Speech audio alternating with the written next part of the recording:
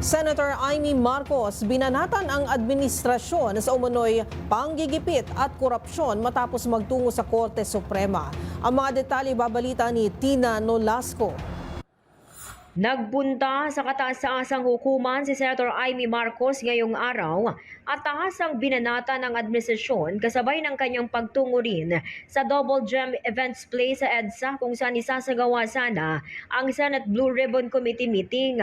Sa opisyal na pahayag ng senadora, iginit nito ang lantaran umanong panggigipit, garapalang pananakot, pagyurak sa Senado at sa saligang batas ng buong porsa ng administrasyon kasabay ng paninindigan para sa katotohanan.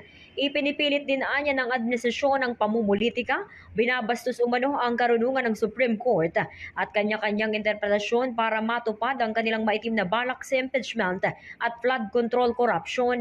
Hinihikayat din ni Manang Amy ang bawat Pilipino na mas maging mapagmatyag, maging tapat sa pagpapahayag ng damdamin at labanan ng mga hakbang na pagsikil sa karapatan at kalayaan. Sa mga oras na ito, hindi pa inaanunsyo o kinukumpirma ng senadora kung ano ang inihain niya sa Supreme Court. Para sa MBC TV Network News, ito si RH19 Nolasco ng DZRH, una sa Pilipinas, una sa Pilipino.